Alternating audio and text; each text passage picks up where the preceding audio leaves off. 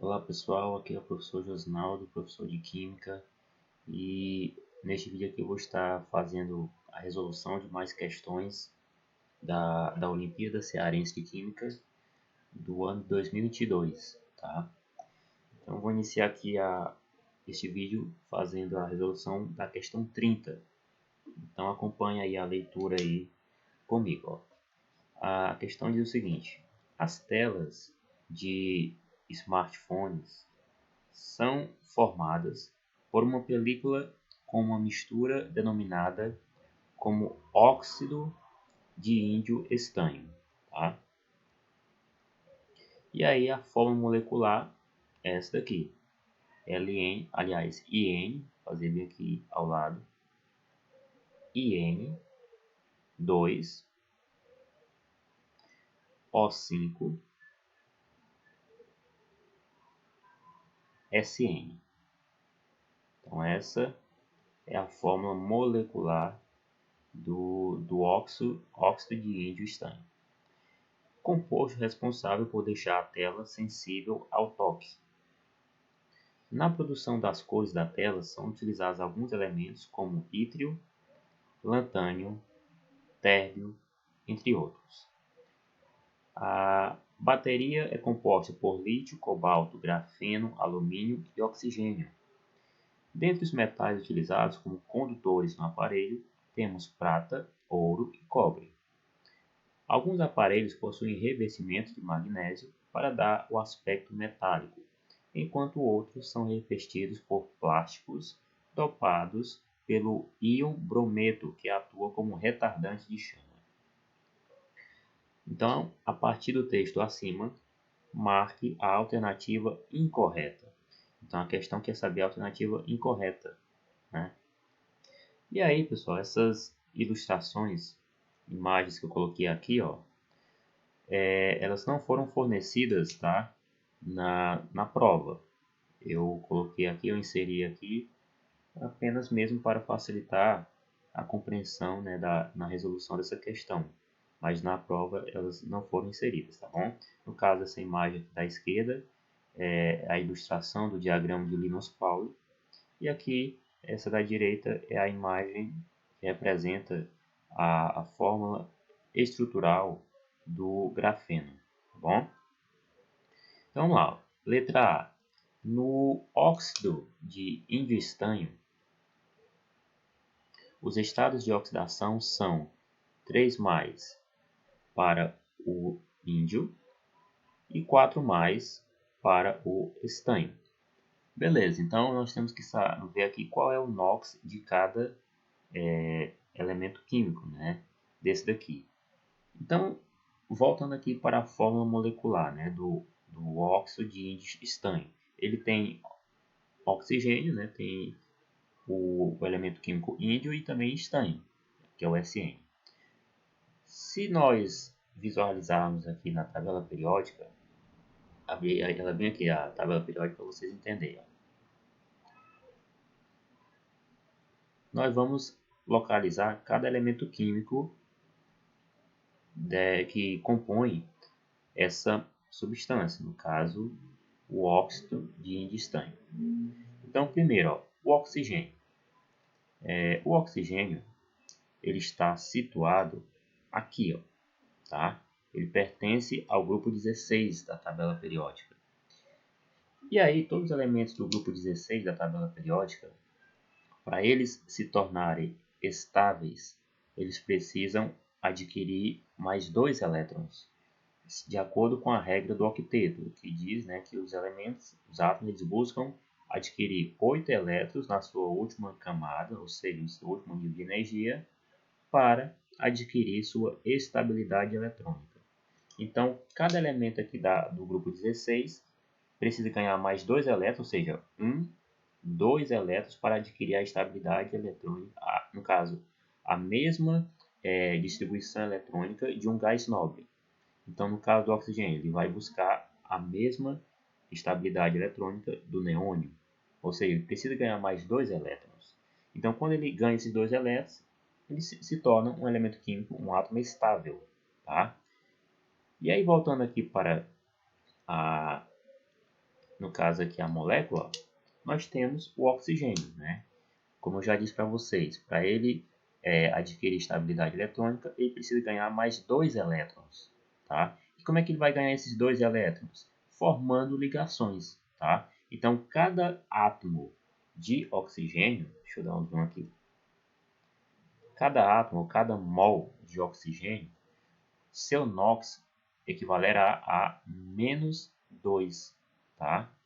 Por quê? Porque ele tem ganhado, cada mol tem que ganhar 2 elétrons, né? Cada átomo precisa ganhar 2 elétrons para adquirir a estabilidade eletrônica. Só que notem que aqui não é apenas um átomo de oxigênio, são 5. Então o que a gente faz? A gente pega esse NOx do oxigênio lá em cima e multiplica pelo número de átomos que tem na molécula, que são 5. Então 2 vezes 5, então no total nós vamos ter o que? Menos 10. Tá bom? Beleza. Agora vamos analisar o SN, que é o estanho. O SN, na tabela periódica, ele está situado aqui, no grupo 14, é o mesmo grupo do carbono. Ou seja, ele tem, né, o oxigênio ele tem 6 elétrons na última camada, que pertence ao grupo 16. O estânio, assim como o carbono, como o silício, eles estão no grupo 14. Então ele tem o quê? 4 elétrons na sua última camada. Só que no caso do estânio, é mais fácil para ele perder os elétrons que estão na última camada do que ganhar elétrons para adquirir estabilidade eletrônica. Porque se ele fosse ganhar, ele teria que ganhar o quê? Ele teria que ganhar 1, 2, 3, 4. 4 elétrons. O oxigênio é só 2 elétrons. Então, no caso do estânio, é mais fácil ele ceder, ele perder esses 4 elétrons que ele tem na última camada. Então, ele cedendo, ele perdendo esses elétrons, formando ligações, né? Ele vai, o seu NOx, no caso, ele vai ser um NOx não negativo, porque ele não vai ganhar elétrons, ele vai ser positivo. Então, ele vai ter que perder 4 elétrons.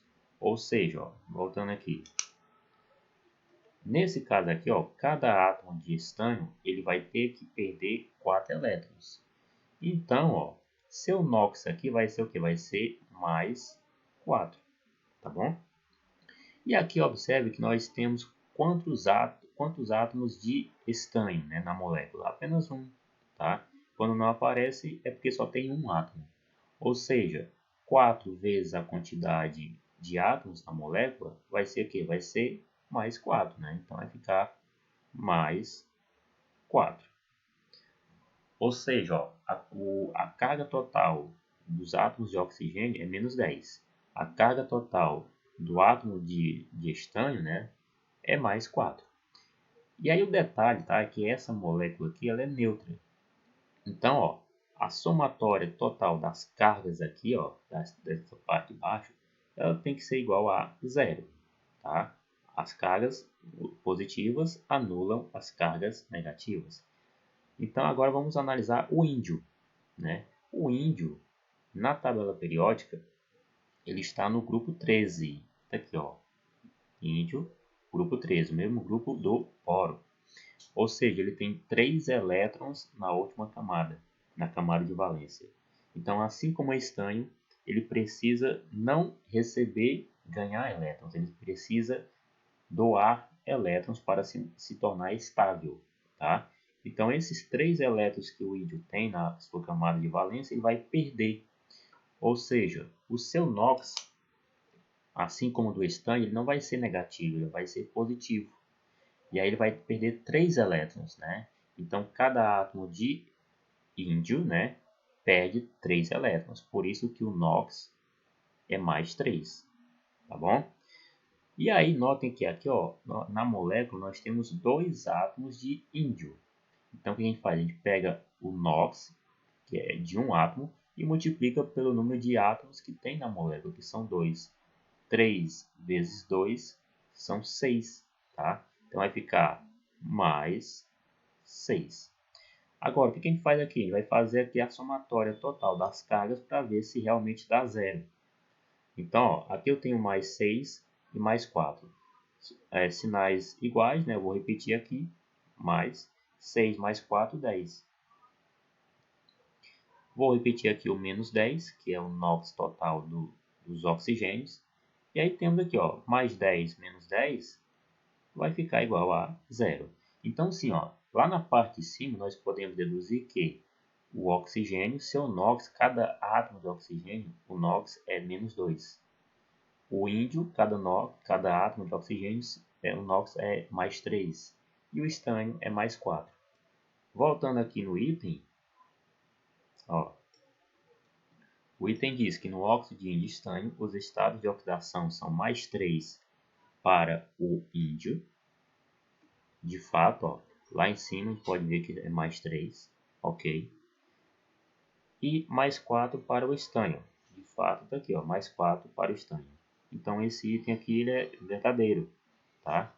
Mas lembrando que a questão ela quer saber o item incorreto. Cuidado, incorreto.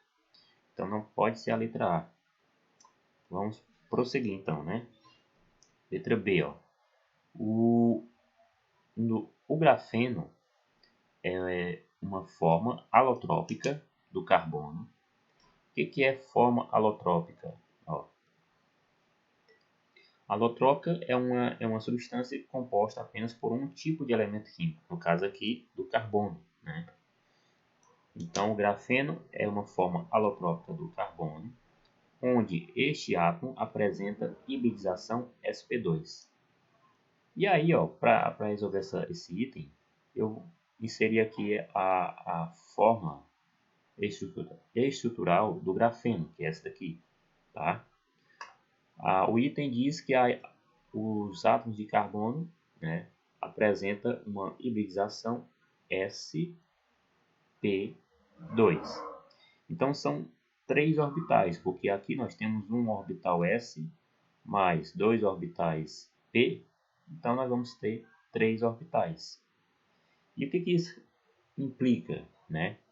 Implica que cada átomo de carbono no grafeno eles têm que ter obrigatoriamente, né, para ter essa hibridização sp2, ele tem que ter apenas 3 ligantes, tá? Somente 3 ligantes. Ele não pode ter, um átomo de carbono não pode ter 4 ligações simples, porque aí ele já teria 4 ligantes, né? E de acordo com o primeiro postulado de Kekulé, o carbono ele tem que formar 4 ligações. Porém, né, devido a essa hibridização sp2, essas 4 ligações elas não podem ser 4 ligações simples. Como é que seria então? Ó? Ela seria assim, ó. Vou apagar bem aqui, ó, essa ligação aqui de baixo. Para ter as 4 ligações, aliás, as 4 ligações, né, e para ter essa hibridização sp2, uma dessas ligações tem que ser o que? Dupla. Então, por exemplo, se eu tiver uma ligação dupla aqui, notem que esse átomo de carbono ele vai ter o que? Vai ter 3 ligantes apenas, ok? E não 4 ligantes se fossem todas simples. Então, o item B está dizendo isso, né? Que os átomos de carbono no grafeno todos têm essa hibridização sp2, ou seja, são 3 ligantes, né? Apenas cada carbono. Então, vamos conferir realmente se isso ocorre. Ó. Aqui está a molécula do grafeno. Né? Aí, pessoal, vamos considerar, por exemplo, esse carbono bem aqui. Ó. Tá?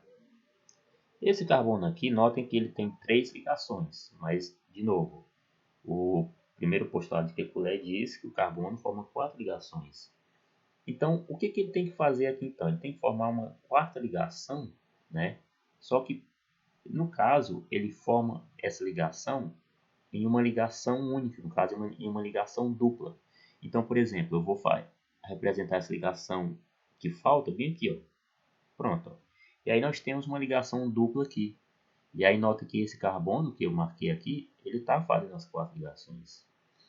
E esse daqui, por exemplo, ó, mesma coisa, mesma lógica. Ó. Falta uma ligação. Essa ligação não pode ser aqui, ó. Cuidado, ó. Porque se eu colocar essa ligação aqui, notem que esse carbono ele vai estar fazendo o quê? 5 ligações. Então não pode ser, né? Então onde seria essa ligação, essa outra ligação dupla? Ela seria, por exemplo, aqui, ó. tá? Aí sim, ele estaria fazendo 4 ligações de acordo com o primeiro postulado, ok? Então, cada carbono da molécula de grafeno segue essa regra aqui, porque de fato, ó, a hibridização desses carbonos da molécula de grafeno é justamente sp2, ou seja, sp2 são 3 ligantes diferentes. Ah, se fosse sp3, aí seriam 4 ligantes diferentes. E aí sim, o carbono ele formaria 4 ligações simples, ou seja, ele teria 4 ligantes diferentes, algo que não acontece no grafeno. A hibridização dos átomos de carbono no grafeno é justamente essa, é sp2, tá bom?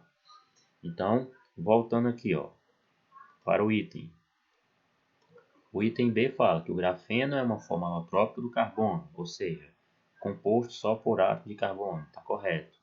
Onde este átomo apresenta hibridização sp2, também está correto, tá bom? Então esse item B ele fornece uma informação verdadeira, mas nós queremos a informação falsa, então não podemos marcar a letra B.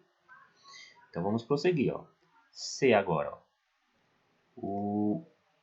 A letra C fala, ó, o ouro, prata e cobre no estado fundamental, cadê aqui? No estado fundamental possuem um único elétron na última camada, diferindo do previsto pelo diagrama da construção, que é o diagrama de Linus-Pauling. Então lá, ó. O que nós vamos fazer agora? Nós vamos fazer a distribuição eletrônica desses 3 elementos químicos aqui, ouro, prata e cobre, utilizando, no caso, se baseando pelo diagrama de Linus-Pauling, que é esse diagrama aqui da esquerda. De acordo com esse diagrama, observe que os elétrons, né, eles vão ser distribuídos ao longo de cada nível, seguindo essa lógica aqui, ó. Então, por exemplo, ó, primeiro nós vamos adicionar os elétrons no nível 1, né? Depois vem o nível 2, nível 3. Só que aí, né, a gente não vai adicionando, né, preenchendo os elétrons direitinho de acordo com a sequência lógica, né? Nós temos que seguir essas setinhas aqui, ó, tá? Então, o diagrama de Linus-Pauling, né, eles têm essa utilidade, né, de a gente conseguir distribuir os elétrons ao longo das camadas, né, que um átomo tem, baseado nessa regrinha aqui do diagrama. Então, vamos ver aqui, ó. Primeiro, ó, vamos fazer a distribuição dos elétrons do ouro, tá? O ouro, ele tem esse símbolo aqui, ó, AU, tá bom? E aí o número atômico do ouro é 79, número atômico, tá? Então nós vamos, ou seja, esse ouro, né, sendo neutro, ele tem 79 prótons e 79 elétrons. São esses elétrons que nós vamos distribuir ao longo dos níveis, se baseando pelo diagrama de Linus-Pauling.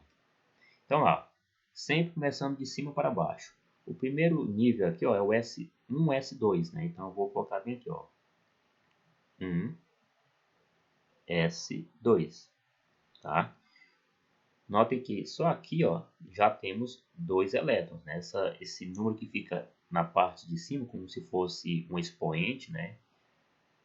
Representa a quantidade de elétrons no orbital, no caso aqui o orbital S.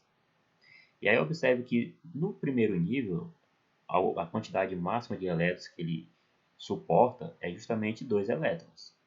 E no segundo nível, ó, temos 2 aqui no orbital S, com 6 no orbital P, então um total 8. Então o segundo nível, né, de um átomo, ele sempre vai suportar somente 8 elétrons. E aí segue essa lógica aí. Então lá, ó, já foram 2 elétrons, lembrando que são 79. Então, ó, seguindo ali, ó, agora 2s2. Então, ó, 2s2, já foram 4. Depois, ó, cuidado, ó, aqui, ó, seguindo essa setinha aqui, ó, tá sempre de cima para baixo. Então agora é 2p6. Então 2p6. Aqui já foram 10, né? Depois, ó, seguindo a setinha, ó, vem o que? 3s2. 3s2. E agora, ó, 3p6, né? Sempre de cima para baixo. Então 3p6. 3p6. Depois 4s2. 4s2. Depois 3d10. Observe que eu estou seguindo lá a regra, ó. Depois do 4s2, agora de cima para baixo, vem o que? Vem o 3d10. Depois o 4p6. Então, ó, 4p6. Depois o 5s2. 5s2. Depois o 4d10. 4d10. 5p6. 5p6. 6s2. 6s2. 4f14. 4f14. Tá bom? E aí chegamos aqui à parte final, ó.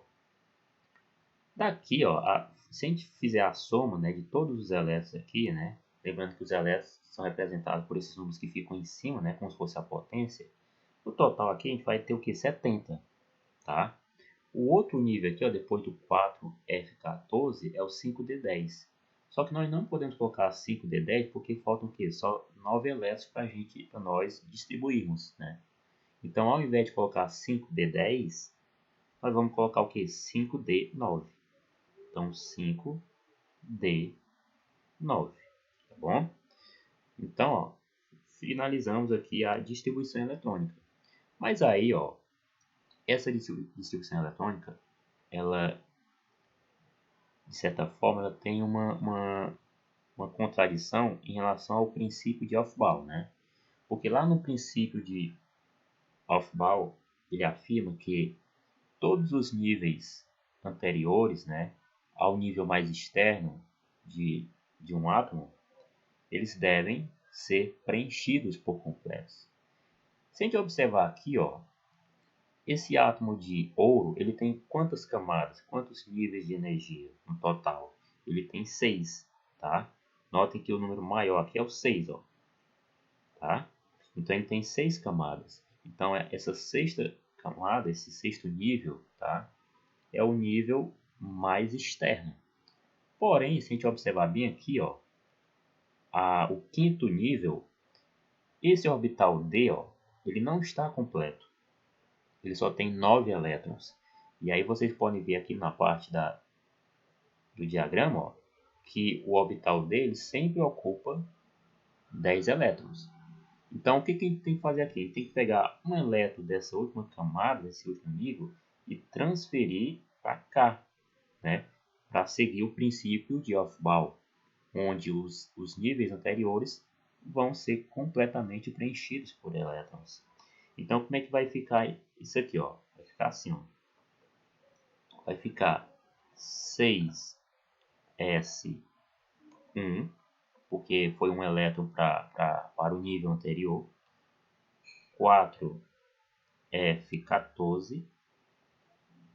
E aqui 5D10. Tá bom? Então tá aí, fizemos a distribuição eletrônica do elemento químico ouro. E também seguimos aí a regra do princípio de Aufbau. Tá bom? De novo, agora vamos para fazer a distribuição eletrônica da prata, elemento químico prata.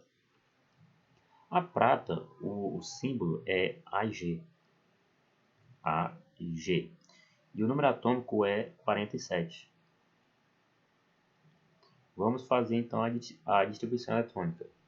Aqui, ó, o que eu vou estar fazendo aqui? Eu vou apenas pegar, ó, essa primeira parte aqui, ó, tá? Vou pegar essa primeira parte aqui, porque é a mesma coisa, tá? Mas só temos que nos atentar, né, ao número atômico, né? Que aqui no caso é 47 e não 79. Então lá, ó, 1s2, 1s2, 2s2, 2p6, 3s2. Até o momento nós temos aqui 2 mais 2, 4, mais 6, 10, mais 2, 12. Né? 3p6, 4s2, 3d10, ok? 3d10, 4p6, opa,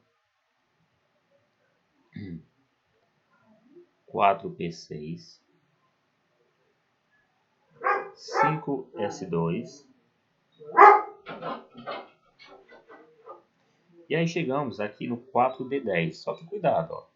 Quando a gente chega aqui no 5s2, já vamos estar com 40 elétrons distribuídos ao longo dos níveis, faltando apenas 7, né? Faltando apenas, no caso, 7, né? Então, nesse caso aqui, ó, 5s2, aliás, aqui está faltando 9 elétrons, tá? Aqui faltam 9 elétrons. Então, nesse caso aqui, ao invés de eu colocar 4d10, né, eu vou colocar apenas 4d9, tá bom? Vamos conferir para ver se realmente bateu a conta, né, com os 47 aqui, ó. 2 mais 2, 4. Mais 6, 10. Mais 2, 12. Mais 6, 18. Mais 2, 20. Mais 10, 30. 36. 38, né? Então, 38 para 47, falta justamente o quê? 9. Tá bom? Então, 4D9. Mas, de novo, vamos seguir o princípio de Aufbau, né? A camada mais externa aqui é a camada 5, ó. Nível 5, no caso. Então, o nível anterior, que é o quarto, tá faltando um elétron bem aqui, ó. Que o orbital D, o subnível dele, sempre ocupa no máximo 10 elétrons. Então, o que a gente faz? Pega um elétron daqui da camada de valência e transfere para cá. Então, vai ficar, ó, 5s1 e aqui 4d10. Tá bom? Então, tá aí. Fizemos a distribuição eletrônica do elemento químico prata. E o outro é o cobre, né? O cobre, no caso, o símbolo dele é o Cu, tá bom? E o número atômico é 29. Então vamos fazer a distribuição eletrônica desses 29 elétrons. De novo, vou só seguir aqui a sequência, ó, até dar os 29, tá? Então vai ficar 1s2, 2s2, 2p6, 3s2, 3p6, 4s2. Vamos só conferir aqui quantos elétrons já temos, né? 2 mais 2, 4. 4 mais 6, 10. 10 mais 2, 12. Com mais 6, 18. Mais 2, 20. Faltam 9. Né? O próximo subnível, né, depois do 4s2, é esse daqui, ó, 3d10. Só que nós não vamos colocar 3d10, né? Porque faltam apenas 9 elétrons. Então nós vamos colocar o que? 3d9. Tá bom? Beleza, fizemos a distribuição eletrônica, mas vamos de acordo com o princípio de Aufbau, né? Que diz, né, novamente, que os níveis anteriores ao nível mais externo devem ser completamente preenchidos pelos elétrons, né? Então, o que a gente vai fazer aqui? A gente pega um elétron da camada mais externa, que é essa daqui, da quarta, transfere para a camada mais interna, que é a terceira, né?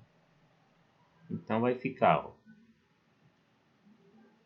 aqui vai ficar 4s1 e aqui 3d10. Então, note que, sem finalizar aqui, ó, tanto o cobre, a prata quanto o ouro, a última camada, ou seja, a camada de valência, sempre vão ter um elétron. No caso aqui é, ó, no ouro 6s1, na prata 5s1, no cobre 4s1. Sempre é um elétron. Voltando aqui, ó, ao item, o ouro, prata e cobre no estado fundamental possuem um único elétron na última camada, diferindo, né? Ou seja, tendo aí essa contradição, né, do previsto pelo diagrama da construção, que é o diagrama de Linus-Pauling. Então, sim, esse item C está fornecendo uma informação verdadeira. Mas, lembrando que a gente quer saber a falsa, incorreta. Então, não pode ser a letra C. Tá bom? Então, vamos prosseguir. Ó. D agora. Ó. Y, LA e TB, tá? São lantanídeos, havendo ocupação dos orbitais F. Os lantanídeos, ó, eles são esses elementos químicos aqui, ó. São esses elementos químicos aqui, ó, que tem aqui, ó, do número atômico 57 até o 71, são os lantanídeos. Temos os actinídeos também, que é de número atômico 89 até o 103. Então, são só esses elementos aqui, ó, os lantanídeos. Vamos então ver se aqueles três estão aqui incluídos nesse grupo aqui, nesse período, né? Y, né? O Y, no caso aqui, vamos localizar ele, tá aqui, ó. O Y, número atômico 39, é isso aqui, tá? É o ítrio. E aí, aqui já podemos ver que ele não pertence aí ao grupo dos lantanídeos, né? Então, esse item aqui ele já está incorreto devido a isso. O LA, tá? O LA, ó, inclusive tem lá em cima, na parte de cima, né? Ó. Ítrio é o lantânio, tá? O LA é o lantânio. Vamos ver aqui onde é que está o lantânio. O lantânio, ó, é o primeiro elemento químico aqui no grupo dos lantanídeos. Então, sim, ele pertence. O outro é o TB. O TB, ó, tá aqui, ó, é o térbio, tá? O térbio está situado, tá aqui, ó, número atômico 65. Então, esses dois aqui, beleza, pertencem ao grupo dos lantanídeos, mas o ítrio não. Então, esse item aqui ele já está incorreto devido a essa informação aqui. São lantanídeos apenas o segundo e terceiro, o primeiro não, tá? Então, já podemos marcar esse item como o item correto. Aliás, o item que fornece as informações equivocadas, né? Que de fato é o que a questão busca. E a letra E, né? A letra E, ó, o haleto presente na capa de plástico possui configuração eletrônica igual, né, a do argônio, que é um gás nobre. Qual é esse haleto, né? Primeiro, o que é um haleto? Um haleto são esses elementos aqui, ó, que estão no grupo 17. É o flúor, é o cloro, é o bromo, iodo, astato e o tecnésio, tá? São esses daqui do grupo 17, são haletos. Voltando aqui à questão, ó, ela fala aqui, ó, alguns aparelhos possuem revestimentos de magnésio para dar o aspecto metálico, enquanto outros são revestidos por plásticos dopados pelo íon brometo, ou seja, é o íon brometo, que é esse daqui, ó. O íon brometo, ó, é o Br-, tá? Cuidado, tá? Não confundam o bromo com o íon brometo, tá? O íon brometo, ele é um íon que tem uma carga negativa a mais, né? Por isso que tem aqui esse sinal negativo aqui em cima, tá bom? Então esse é o íon brometo. Então nós vamos fazer a distribuição eletrônica desse íon brometo aqui. Na tabela periódica a gente percebe que o bromo ele tem número atômico 35, tá? Então seu número atômico 35. Então lá, vamos fazer a distribuição eletrônica. De novo, como é que vai ficar? A gente vai seguir, ó, de acordo com o diagrama de Linus Pauling. Então vai ficar da seguinte forma. Primeiro, 1s2, 2s2, 2p6, 3s2, 3p6, 4s2, 3d10. Vamos fazer aqui a somatória de elétrons para ver quanto é que tem até o momento, né? Ó, quantos já foram distribuídos? 2 aqui, com mais 2, 4, com mais 6, 10, com mais 2, 12, com mais 6, 18, com mais 2, 20, com mais 10, 30. Falta o quê? 35, né? Então, ó, o próximo subnível, né, é o 4P, né? Lembrando, 4P ele ocupa 6 elétrons, mas falta apenas 5. Então vai ficar 4P5. Mas aí tem um porém, ó. Essa distribuição aqui ela é válida somente se for o bromo, né, com número atômico 35. Só que aqui não é o bromo, ele não é neutro, ele tem uma carga negativa a mais, ele tem um elétron a mais. Então, esse um elétron a mais ele vai ficar situado aqui, ó, no 4p5, tá? Então, como é que ficaria, ó? Vai ficar, ó, vou repetir aqui, ó, 4s2, 3d10 e aqui, ó, 4p, né? Antes tinham 5, mas aí como é um íon, né, adiciona mais um elétron, então fica 4p6. E aí observem que, de fato, ó, o íon brometo, né, esse haleto, ele tem a mesma configuração eletrônica, ó, do argônio. No caso, o final, né, 4s2, 3d10, 4p6, do jeitinho que ficou aqui, tá bom? Então, novamente, ó, esse item fornece uma informação correta, mas a questão queria saber a incorreta, portanto, a alternativa incorreta é a letra D de dado, ok? Vamos agora aqui resolver a questão 8, né, da prova de 2022. Ela diz o seguinte, ó, o ácido fosfórico, que tem essa fórmula aqui molecular, H3PO4, pode ser produzido a partir do fósforo elementar em duas etapas.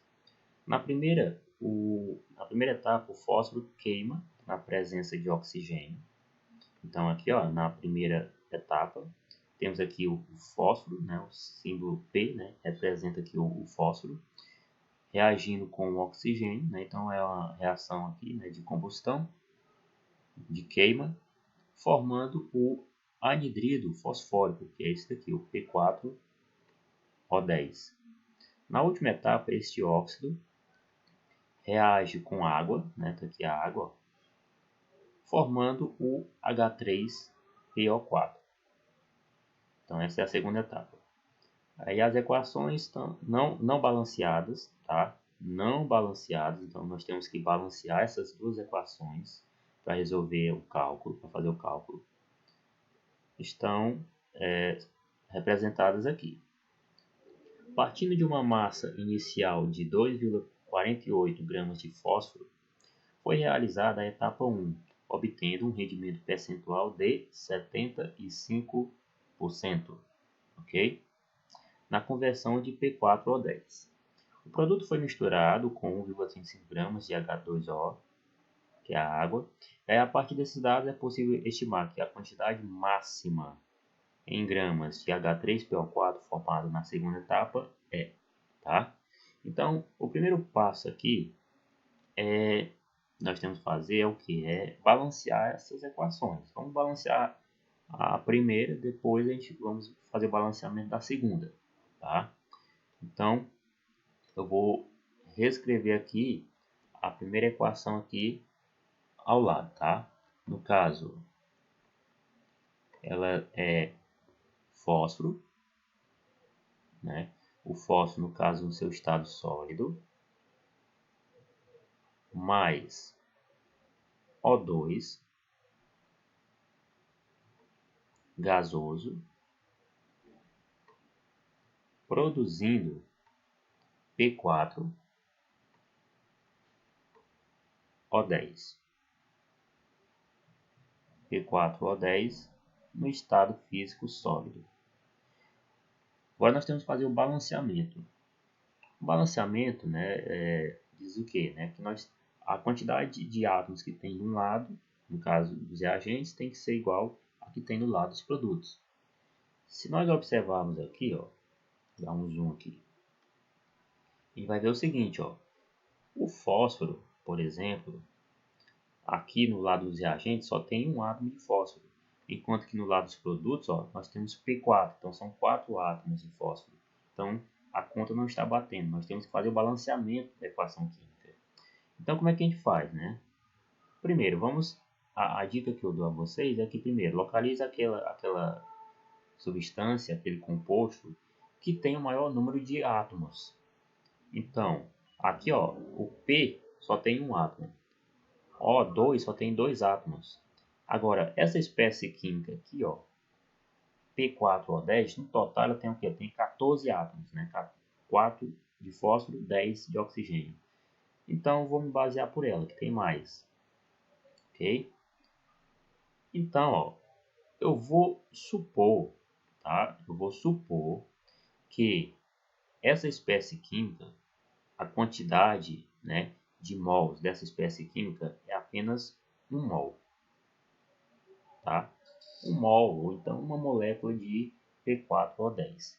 Ou seja, se eu estou supondo, se eu estou considerando essa possibilidade, então no lado dos reagentes eu também tenho que ter o que? 4 fósforos, porque aqui ó, são P4, então são 4 fósforos do lado dos produtos. Então no lado dos reagentes também tem que ter 4 átomos, né, 4 mols de átomo, ou átomos de fósforo. Então, para isso ocorrer, o que eu tenho que fazer aqui? No coeficiente estequiométrico aqui do fósforo, eu tenho que adicionar o que? O valor 4, porque aí eu vou ter justamente 4 mols de fósforo, que vai ser a mesma quantidade de fósforo que eu vou ter lá no final. No caso, P4, então são 4 mols de fósforo também. Então, o fósforo já está balanceado, falta agora o oxigênio. Notem que no lado dos produtos, a quantidade de oxigênio é 10. E é só uma molécula, né? Então são 10 átomos de oxigênio. Então aqui também tem que ter 10 oxigênios. Se cada molécula, ó, supondo que eu tivesse uma molécula de oxigênio, então eu teria 2. Mas eu tenho que ter 10. Então o coeficiente estequiométrico que eu tenho que adicionar aqui é 5. Porque 2 vezes 5 dá 10. E aí sim, essa equação química ela vai estar completamente balanceada, ou seja, a quantidade de átomos que eu tenho no início é igual à quantidade de átomos que eu tenho lá no final, ok? Pois bem, feito isso, agora vamos para cá, ó. Vamos se atentar aqui às informações. Ó, partindo de uma massa inicial de 2,48 gramas de fósforo, tá? Então foi utilizada uma quantidade equivalente a 2,48 gramas de fósforo. Na etapa 1, obtendo um rendimento percentual de 75% na conversão de P4O10. Então, antes de prosseguirmos ali, nós temos então que saber qual é a massa molar, tá? Dessas espécies químicas aqui, do fósforo e do P4O10. O problema é que essa questão ela não forneceu esses dados. Eu particularmente eu consideraria essa questão como nula, né? Porque ela não forneceu esses dados, nenhuma informação sobre massa molar, né? Mas aí vamos estar resolvendo ela para vocês entenderem como é que é o procedimento, a resolução dela, tá bom? Então vamos procurar esses dados lá na tabela periódica. Então primeiro, o fósforo, tá? O fósforo, lá na tabela periódica, vamos localizar a massa molar dele, tá? O fósforo é isso daqui, ó, P, tá bom? Se vocês observarem na tabela periódica, a massa molar dele, né, ou a unidade de massa atômica de um átomo de fósforo, corresponde a 31 gramas, tá bom? 31 gramas. Então, ó, vou colocar essa informação bem aqui ao lado, ó. A massa molar, no caso do fósforo, corresponde a 31 gramas por mol. Beleza. Do oxigênio, aí detalhe, ó, cada mol de fósforo tem uma massa. Essa massa é 31 gramas. Só que bem aqui, ó, na equação química, não é só um mol, como nós vimos aqui, são 4.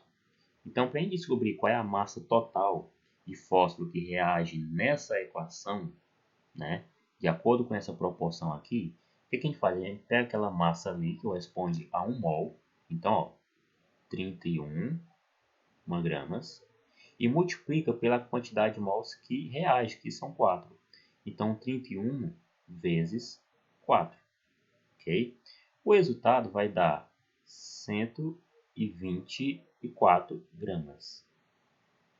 Ou seja, são 124 gramas de fósforo que reagem nessa equação química, de acordo com essa proporção. Agora vamos calcular a massa molar do P4O10. Novamente, nós já sabemos que a massa molar do fósforo é 31 gramas. Falta só em descobrir a massa molar do oxigênio. No caso aqui, ó, tá aqui o oxigênio. Sua massa molar está na parte de baixo, é 16 gramas por mol. Ok? Então é isso que nos interessa. Então vamos calcular aqui a massa molar do P4O10. Então, ó, vou arrastar mais um pouquinho para cá. A massa molar no caso, a espécie química é o P4O10.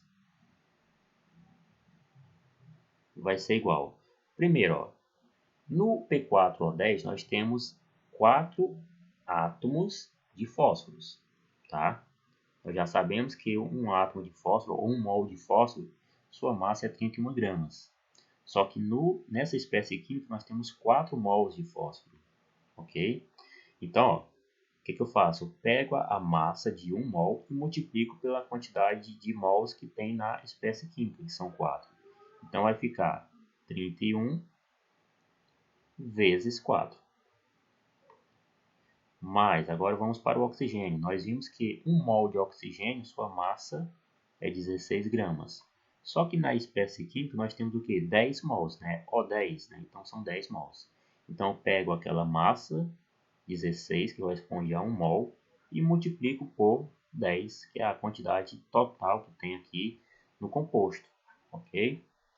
Então, ó, a massa molar do P4O10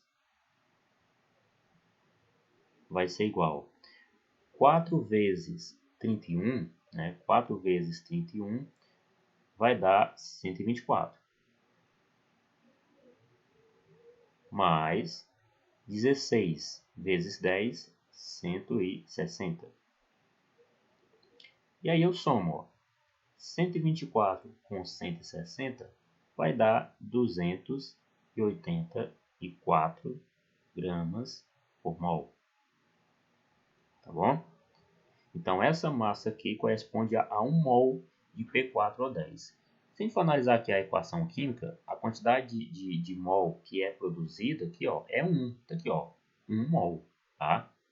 Então, eu apenas vou repetir esse valor aqui, ó, 284 gramas, que corresponde a 1 mol, aqui embaixo, tá bom? Então, vou colocar bem aqui, ó, 284 gramas. Eu posso dizer que aqui nós temos 1 mol de P4O10, como também posso dizer que eu tenho 284 gramas de P4O10, ok? E aí, de acordo com essa equação química, ó, eu posso deduzir, né, eu posso interpretar da seguinte forma, ó, que são necessários 124 gramas de fósforo para produzir 284 gramas de P4O10. Tá? Eu posso interpretar dessa seguinte forma. Voltando aqui à questão, ó, ela está dizendo que, ó, partindo de uma massa inicial de 2,48 gramas de fósforo. Tá? Então, eu posso calcular a massa final do P4O10 a partir, né, dessa regrinha aqui. Né? Então, eu já sei que para produzir 284 gramas de P4O10, são necessários 124 gramas de fósforo. Mas e se não for 124 gramas? E se for 2,48 gramas, né? Então, ó, 2,48 gramas. Então, qual vai ser, ó, a massa de P4O10 que nós vamos obter? Entendeu? Então, a gente vai aplicar aqui, ó, uma regrinha de 3, né? O resultado final, quando vocês fizerem essa regra de 3, o resultado final vai ser isso aqui, ó. Vai ser 5,68 gramas, tá bom? É o resultado final. Mas cuidado, pessoal. Esse valor que está aqui, ó, corresponde ao rendimento de 100%. Se a reação de fato ela ocorresse com rendimento de 100%.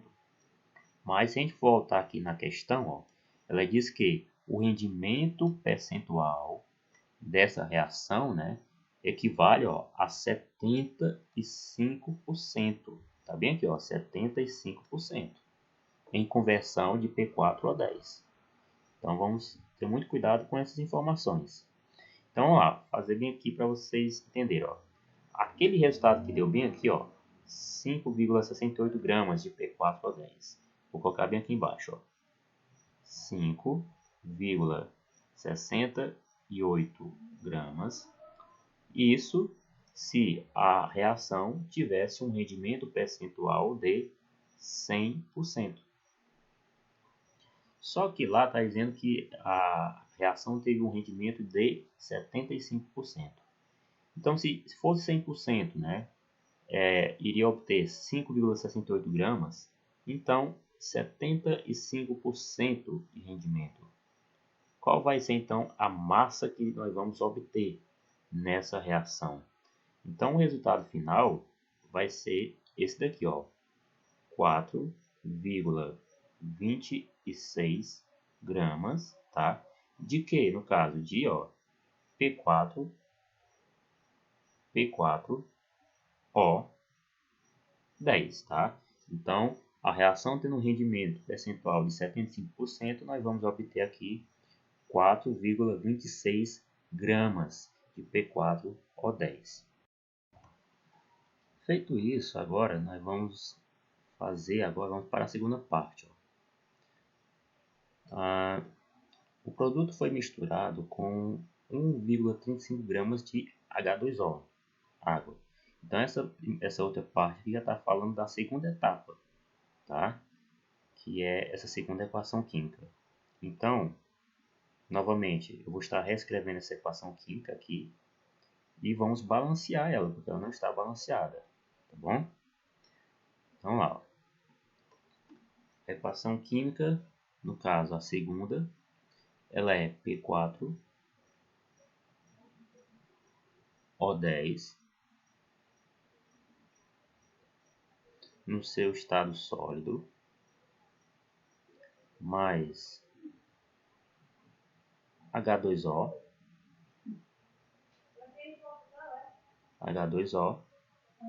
no seu estado físico líquido, e essa reação ela vai produzir H3PO4 no seu estado líquido. Novamente vamos balancear essa equação química porque a quantidade não bate, né? Então vamos lá. Primeiro, No caso aqui, ó, nós já vimos que o P4O10, né, de acordo com a equação química anterior, é um mol, né, que se produz. Então, ó, eu venho aqui e aqui como coeficiente estequiométrico eu adiciono o 1, né? É um mol de P4O10 que é produzido lá na etapa 1. E agora vamos fazer o balanceamento das espécies químicas. Considerando que nós temos um mol de P4O10, então no lado dos reagentes nós temos 4 átomos de fósforo. Então no lado dos produtos também temos que ter 4. Então aqui, ó, se fosse um mol, nós teríamos o quê? Um mol de fósforo. Aqui é PO4, então é só um mol de fósforo. Então não posso adicionar o coeficiente estequiométrico 1. O qual é então que eu tenho que adicionar? É o 4. Porque aí eu vou ter 4 moléculas, né, ou 4 mols de H3PO4. E aí cada mol, né, tem um mol de fósforo, né, ou cada molécula, né, tem um átomo de fósforo. E aí a conta bate com a quantidade que tem lá no início. Então o fósforo, beleza, já está balanceado. Agora, falta a gente ver o oxigênio e o hidrogênio. Se nós já consideramos, né, que aqui são 4 moléculas de H3PO4, então no total nós vamos ter o que? Né? Nós vamos ter aqui, ó, cada molécula tem 3 hidrogênios, então 3 vezes 4 são 12 átomos de hidrogênio, né? No total, 12 átomos. Então o coeficiente estequiométrico que eu tenho que incluir aqui, ó, na água, H2O, vai ser o que? Vai ser 6. Porque aí 2 vezes 6 é 12. Aí bate a conta com o que tem lá no final. E o oxigênio, ó, tem 10 aqui, com mais 6 aqui, né? Porque são 6 moléculas, dá 16 oxigênios. E aí aqui, se a gente fizer a multiplicação, ó, PO4 são 4 átomos de oxigênio, mas são 4 moléculas. 4 vezes 4, 16. Então, dessa forma, a equação química, né, ela está devidamente balanceada, tá bom? E aí agora vamos ver aqui agora o que fazer, né, quais são os próximos passos nessa questão. Então lá, ó, voltando aqui, ó, o produto foi misturado com 1,35 gramas de água, né, H2O. Então aqui novamente eu vou ter que calcular a massa molar da água, né? Porque agora eu preciso dessa informação aqui para calcular a massa molar de água, ok? Então vamos lá. Opa.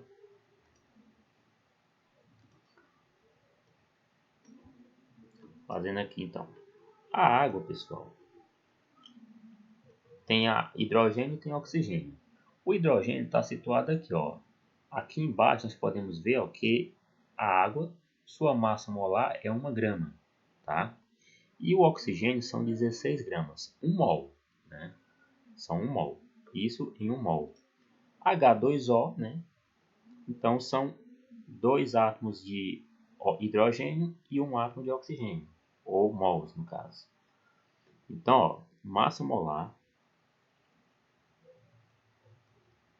da H2O, que é a água, vai ser igual. Primeiro, o hidrogênio nós vimos que é o quê? 1 grama para cada mol. Só que aqui, ó, são 2 mols, H2, né? Então eu pego a massa e multiplico por 2.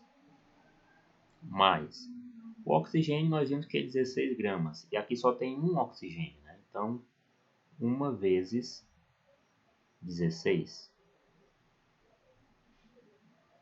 Fazendo aqui o cálculo, a massa molar de água vai ser igual 1 vezes 2 é 2. Mais 1 vezes 16 é 16. Então a massa vai ser o que? 18 gramas por mol. Tá bom? Então vamos lá. Essa massa aí, ó, corresponde a 1 mol, né? 16 gramas para cada mol. Só que na reação aqui, ó, são quantos mols que reagem? Ó? São 6. Né? Então, eu pego aquela massa de água que corresponde a 1 mol, que é 18, e multiplico por 6. Então, vai ficar 6 vezes 18. 6 vezes 18 vai dar 108. 108 gramas no total, né, que reage, né, nessa reação química aqui, ok? E nós vimos, né, que a massa molar, a massa de 1 mol de P4O10, ó, é essa daqui, ó, 284 gramas, tá bom? Então, eu vou só repetir aqui na outra equação química. 1 mol de P4O10 é a mesma coisa o quê? Que 284 gramas, tá bom? Ou seja, para a reação ela ocorrer, são necessários 284 gramas de P4O10 para reagir com 108 gramas de água. E aí nós vimos aqui, ó, que na etapa 1 o rendimento foi esse daqui, tá? Ó, de P4O10, 4,26 gramas, tá? Então, se eu sei, ó, que para cada 284 gramas de P4O10 são necessários 108 gramas de água, então qual vai ser a quantidade de água, né, necessária para reagir com 4,26 gramas de P4O10, tá? Fazendo aqui essa continha, o resultado, né, fazendo essa regra de 3 aqui, o resultado vai dar 1,62 gramas de água, tá? Então, eu já descobri aqui que para reagir com aquela quantidade ali, né, 4,26 gramas de P4O10, são necessários o quê? 1,62 gramas de água para que a reação de fato ela ocorra. Mas aí, pessoal, nós temos que se atentar em relação ao seguinte, ó.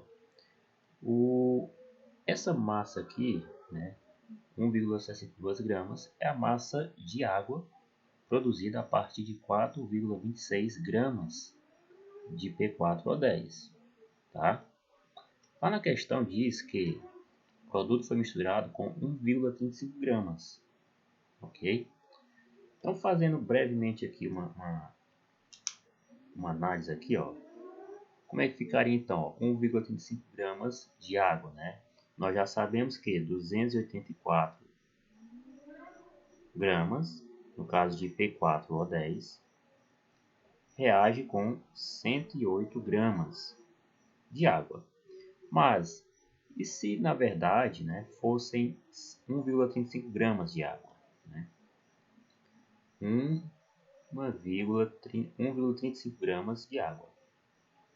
Qual seria a massa de P4O10 necessária? Fazendo aqui essa continha, o resultado daria 3,55 gramas de P4O10. Muito abaixo, ó, desse valor aqui, tá? E aí aqui entra uma questão que é justamente o que? Qual é o reagente? Qual é o reagente que está limitando a reação, ou seja, o reagente limitante, e qual é o reagente que está em excesso nessa reação, tá? E aí observem que o reagente que está em excesso é justamente esse daqui, ó, o P4O10. Ele está em excesso porque, na verdade, né, para 1,35 gramas de água é necessário apenas 3,55 gramas.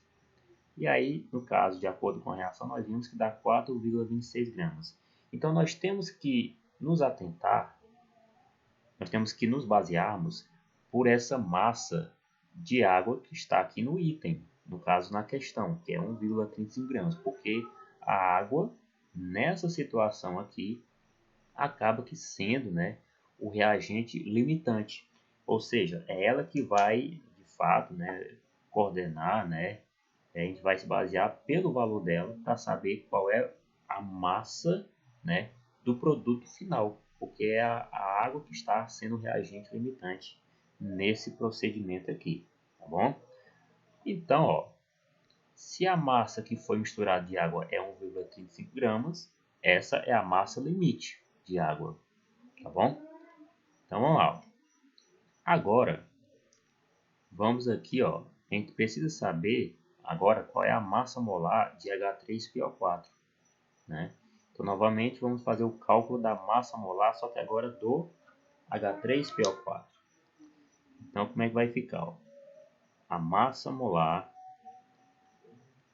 de H3PO4 vai ser igual. No caso do hidrogênio, né, nós já sabemos que a massa de 1 mol é 1 grama.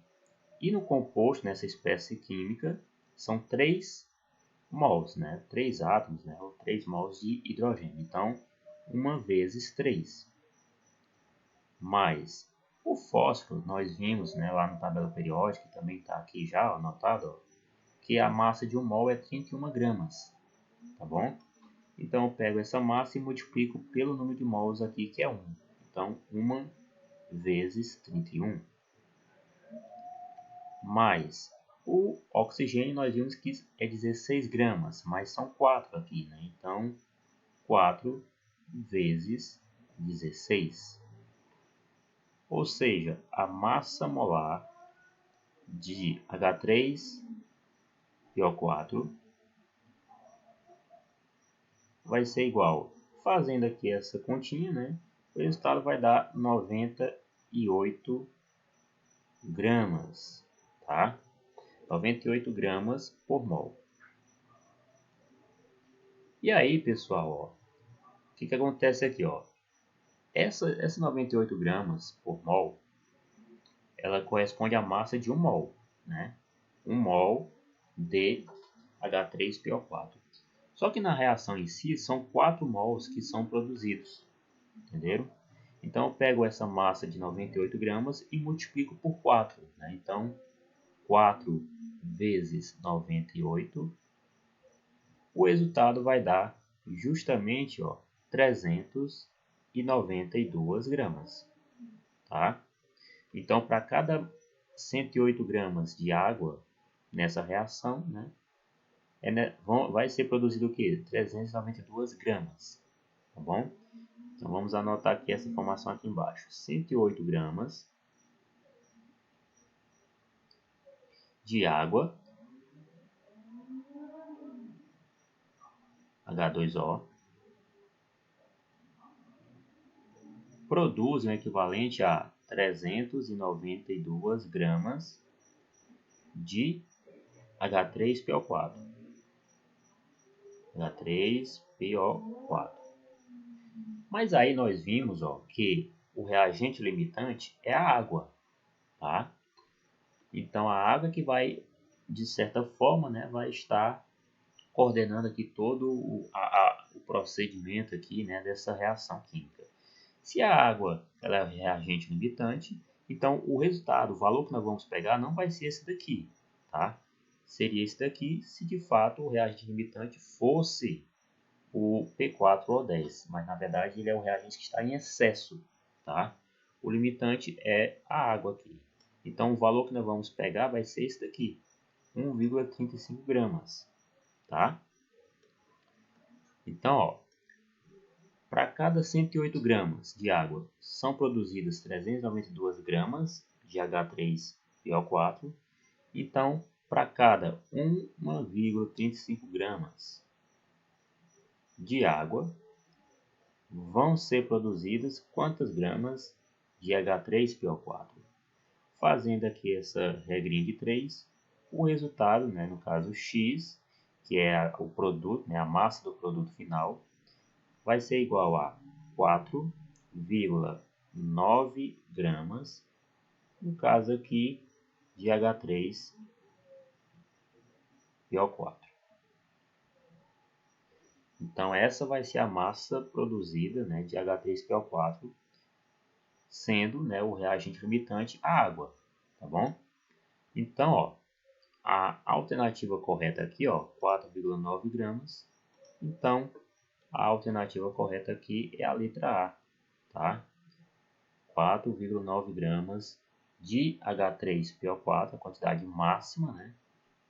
Que vai ser formado nessa segunda etapa aqui, ok? E aí, aqui, eu encerro aqui este vídeo aqui, tá? Com a resolução dessas duas questões aqui, ok? E aí, só para a gente se situar, ó, nós então resolvemos, ó, 63,3% das questões da prova de 2022, ok?